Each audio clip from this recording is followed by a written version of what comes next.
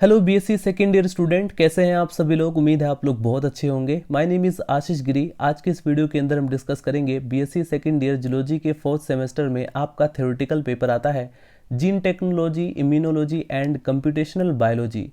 Student, इस semester से हमने पिछली वीडियो के अंदर डिस्कस किया था रिकॉम्बिनेंट डीएनए टेक्नोलॉजी का पार्ट 1। आज के इस वीडियो के अंदर हम डिस्कस करेंगे रिकॉम्बिनेंट डीएनए टेक्नोलॉजी का पार्ट 2। पार्ट 2 के अंदर हम कवर करेंगे biological tools for recombinant DNA technology, यानी कि आरडीटी, यानी कि रिकॉम्बिनेंट डीएनए टेक्नोलॉजी में यूज़ किए जाने वाले जो बायोलॉजिकल टूल्स हैं उसके बारे में हम लोग डिटेल में डिस्कस करेंगे। और बायोलॉजिकल टूल से रिलेटेड एग्जाम पेपर में शॉर्ट क्वेश्चन भी पूछा जा सकता है, जैसे कि लिंकर्स क्या होता है या क्लोनिंग वेक्टर क्या होते हैं। दो नंबर में शॉर्ट क्वेश्चन में आपसे पूछे जा सकते हैं। लॉन्ग क्वेश्चन में आपसे कैसे पूछा जाएगा, what is recombinant DNA technology, यानी कि रिकॉम्बिनेंट डीएनए टेक्नोलॉजी क्या है। और उसके बाद आपसे पूछा जा सकता है describe the biological tools for recombinant DNA technology, यानी कि रिकॉम्बिनेंट डीएनए टेक्नोलॉजी में यूज होने वाले जो बायोलॉजिकल टूल्स हैं उनके बारे में डिस्कस कीजिए। फर्स्ट ऑफ ऑल आप लोग हेडिंग डाल लीजिए biological tools for recombinant DNA technology. Recombinant DNA technology के जो इंपॉर्टेंट बायोलॉजिकल टूल्स हैं वो कौन कौन से हैं उसके बारे में मैं आपको बता देता हूँ। नंबर फर्स्ट है एंजाइम्स, नंबर सेकेंड है लिंकर्स, नंबर थर्ड है फॉरेन डीएनए, नंबर फोर है क्लोनिंग वेक्टर। इन चारों को हम लोग को डिटेल में थोड़ा सा अच्छे से पढ़ना है और समझना है। तो आइए स्टूडेंट डिस्कस करते हैं रिकॉम्बिनेंट डीएनए टेक्नोलॉजी में काम आने वाले औजार यानी कि जो टूल्स हैं उनके बारे में। सबसे पहला है एंजाइम्स। स्टूडेंट, यदि आप लोग बीएससी के कॉन्सेप्ट को हिंदी में समझना चाहते हैं तो आप इस चैनल से जुड़ सकते हैं। यदि आप न्यू एजुकेशन पॉलिसी के अकॉर्डिंग जो आपका नया सिलेबस लॉन्च हुआ है बीएससी का, अगर आप लोग उसके अकॉर्डिंग पढ़ना चाहते हैं तो भी आप इस चैनल से जुड़ सकते हैं। रिकॉम्बिनेंट डीएनए टेक्नोलॉजी में निम्न प्रकार के एंजाइम्स प्रयुक्त होते हैं, जैसे कि number first lysing enzyme. Lysing enzyme का क्या फंक्शन होता है, ये कोशिका भित्ति यानी जो सेल वॉल होती है उसको घोलने का, डिसॉल्व करने का तथा कोशिकाओं को विवृत करने का काम करते हैं। इन्हें कहा जाता है लाइसोजाइम्स, राइट। नंबर सेकंड पर आता है क्लीविंग एंजाइम्स, यानी कि जो क्लीव करते हैं, कट करते हैं। ये डीएनए के मॉलिक्यूल के एक स्ट्रैंड के 5 प्राइम टू 3 प्राइम सिरे से न्यूक्लियोटाइड्स को काटते हैं। ये 3 प्रकार के होते हैं। पहला है एक्सोन्यूक्लियस, ये डीएनए के अणु को, यानी कि जो हमारा डीएनए का मॉलिक्यूल है उसके एक स्ट्रैंड को 5 प्राइम टू 3 प्राइम सिरे से न्यूक्लियोटाइड को कट कर देते हैं। नंबर सेकंड पर जो एंजाइम आता है वो है एंडोन्यूक्लियसिस। ये डीएनए डुप्लेक्स के किसी भी स्ट्रैंड को सिरे से न क्लीव करके किसी भी स्थान पर बीच से कट करते हैं, यानी कि सिरे से नहीं बीच से कट करते हैं। नंबर थर्ड पर आता है रेस्ट्रिक्शन एंडोन्यूक्लियसिस।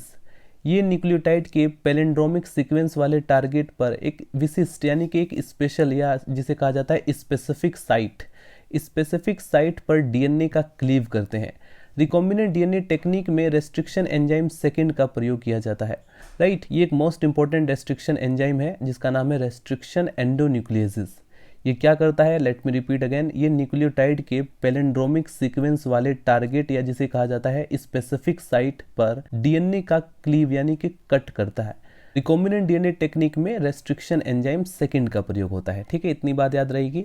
अब यहाँ पर कुछ एग्जाम्पल के साथ इस डायग्राम में समझाया गया है। जैसे एक्सोन्यूक्लियस है तो ये कहाँ कहाँ पर कट करता है उसको दिखाया गया है। इसके बाद नंबर सेकंड पर एंडोन्यूक्लियसिस के बारे में बताया गया है कि ये कहाँ से कट करता है, बीच से कट करता है। इसके बाद जो रेस्ट्रिक्शन एंडोन्यूक्लियस है ये कहाँ से कट करता है इसको भी दिखाया गया है। एक पैलिंड्रोमिक सीक्वेंस पर एक स्पेसिफिक साइट पर कट लगाता है, राइट। आगे बढ़ते हैं स्टूडेंट। इसके बाद नंबर थर्ड पर आता है सिंथेसाइजिंग एंजाइम सिंथेटेज। ये भी एंजाइम्स की ही कैटेगरी में आएंगे। ये कोशिका के बाहर कॉम्प्लीमेंट्री डीएनए के संश्लेषण में काम आते हैं। ये एंजाइम जो होते हैं वो निम्न प्रकार से हैं, जैसे कि नंबर फर्स्ट पर आता है DNA polymerase, most important enzyme है। डीएनए टेम्पलेट या कॉम्प्लीमेंट्री स्ट्रैंड्स के संश्लेषण में सहायता करते हैं। नंबर सेकंड पर आता है reverse transcriptase, messenger RNA template से कॉम्प्लीमेंट्री डीएनए के संश्लेषण में सहायता करता है।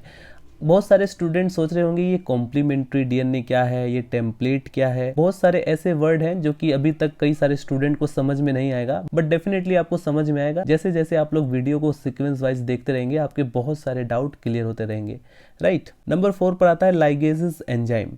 ये बाह्य डीएनए व वेक्टर डीएनए के सिरों को सील करते हैं या फिर जोड़ते हैं। ये प्रोकैरियोटिक व यूकैरियोटिक दोनों में मिलते हैं। अगर मैं सिंपल वर्ड में कहूँ कि लाइगेज एंजाइम क्या करता है तो इसका काम होता है सील करना या बाइंडिंग करना।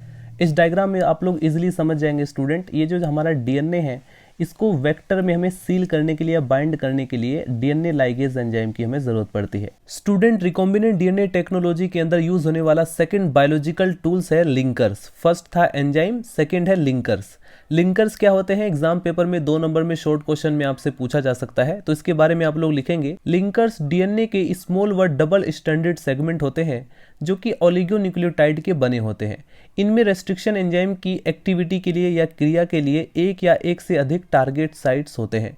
लिंकर्स को रासायनिक रूप से यानी कि केमिकली इसको सिंथेसिस किया जा सकता है, संश्लेषित किया जा सकता है तथा वेक्टर डीएनए या बाह्य डीएनए के कुंठित सिरों से इसे हम जोड़ सकते हैं। डीएनए खंडों के सिरों को जोड़ने के लिए इन्हें रेस्ट्रिक्शन एंडोन्यूक्लियस एंजाइम से ट्रीट करते हैं। इको आरआई लिंकर तथा साल्वन लिंकर जो होता है ये सामान्य रूप से यूज किए जाने वाले लिंकर होते हैं। इसके बाद नंबर 3 टूल आता है फॉरेन डीएनए। इसके अंतर्गत क्लोनिंग या रिकॉम्बिनेंट डीएनए के संश्लेषण के लिए आवश्यक डीएनए का संश्लेषण या वियोजन करते हैं। नंबर 4 पर आता है क्लोनिंग वेक्टर। क्लोनिंग वेक्टर एक मोस्ट इंपॉर्टेंट टॉपिक है। शॉर्ट क्वेश्चन में एग्जाम पेपर में कई बार ये पूछा जाता है बीएससी में। किसी उपयुक्त पोषक यानी कि होस्ट या जीवाणु कोशिका में बाह्य डीएनए या जीन के स्थानांतरण एवं क्लोनिंग के लिए किसी कैरियर डीएनए की आवश्यकता होती है। बाह्य डीएनए यानी कि जो हमारा फॉरेन डीएनए है उसके कैरियर डीएनए में निर्विष्ट या इंट्रोड्यूस कराने से रिकॉम्बिनेंट वेक्टर बनता है। जैसे फॉर एग्जांपल प्लाज्मिड, बैक्टीरियोफेजिस, कॉस्मिड्स या फेजमिड्स का क्लोनिंग वेक्टर के रूप में प्रयोग किया जाता है। ये जो प्लाज्मिड्स होता है या फिर बैक्टीरियोफेजिस होते हैं या कॉस्मिड्स होता है या फेजमिड्स होता है, इनका क्लोनिंग वेक्टर के रूप में इन्हें प्रयोग किया जाता है। तो जैसा कि मैंने आपको बताया क्लोनिंग वेक्टर बेसिकली क्या है, जैसे ये हमारा एक वेक्टर है, ठीक है, एक वेक्टर डीएनए है। अगर हमें इस जीन का, जैसे ये हमारा जीन का एक सेगमेंट है, हम चाहते हैं कि इसकी मल्टीपल कॉपी मिल जाए, ऐसी ऐसी बहुत सारी कॉपी मिल जाए, तो हम क्या करेंगे, इस वेक्टर में इसको इंट्रोड्यूस करा देंगे। अब लाइगेज एंजाइम से इसको बाइंड कर देंगे। अगर ये किसी होस्ट बैक्टीरिया में या होस्ट सेल में अगर ये मल्टीपल कॉपी बनाएगा, जैसे कि 1, 2, 3, तो साथ साथ इसकी भी मल्टीपल कॉपी बनती रहेगी, राइट, और सेम मल्टीपल कॉपी। तो इस प्रकार से हम किसी भी फॉरेन डीएनए की मल्टीपल कॉपी बना सकते हैं, किसी भी जीन की मल्टीपल कॉपी बना सकते हैं। आप लोग सोच रहे होंगे कि आखिर ऐसा क्यों हम कर रहे हैं, किसी भी जीन की मल्टीपल कॉपी हम क्यों बनाएं। जैसे फॉर एग्जांपल ये जीन है, ठीक है, ये जीन हो सकता है कि कोई एंटीबायोटिक का सिंथेसिस करता हो, ये जीन हो सकता है कि किसी प्रोटीन का सिंथेसिस करता हो। यानी कि ये जो जीन है ना, ये किसी भी चीज़ के लिए जो हमारे लिए उपयुक्त है उसको रिलीज करने का या सिंथेसिस करने के लिए रिस्पॉन्सिबल होता है। तो हम चाहते हैं कि ऐसे ऐसे और भी जीन हो गए ताकि उस प्रोटीन का या उस उपयुक्त पदार्थ का संश्लेषण भारी मात्रा में हो सके। तो हमें इसकी मल्टीपल कॉपीज चाहिए होती हैं, इसीलिए हम इसकी क्लोन्स बनाते हैं। क्लोन्स यानी कि इसकी बहुत सारी मल्टीपल कॉपीज बनाना, राइट। जैसे जैसे आप लोग जेनेटिक इंजीनियरिंग के अंदर आगे बढ़ते रहेंगे, आपका इंटरेस्ट बढ़ता रहेगा। यहाँ पर आपको ध्यान रखना है स्टूडेंट, अगर आपका बेसिक क्लियर होगा डीएनए से रिलेटेड या जेनेटिक इंजीनियरिंग के अंदर जितने भी बेसिक चीज़ें हैं, अगर वो चीज़ें क्लियर हो गई तो जेनेटिक इंजीनियरिंग सबसे ज़्यादा इंटरेस्टिंग टॉपिक है। आगे चलकर आप एमएससी भी जेनेटिक इंजीनियरिंग से ही करेंगे, राइट। सो स्टूडेंट्स, मिलते हैं नेक्स्ट वीडियो में। अगर आपको वीडियो पसंद आए तो वीडियो को लाइक करें, चैनल को सब्सक्राइब कर दें अगर आपको इसी तरह की और भी वीडियोस चाहिए तो। अगर आप लोग चाहते हैं कि किसी पर्टिकुलर टॉपिक पर वीडियो बनाई जाए तो आप लोग मुझे कमेंट्स में मेंशन कर सकते हैं कि सर इस टॉपिक पर वीडियो बनाइए। मिलते हैं नेक्स्ट वीडियो में, बाय बाय, टाटा।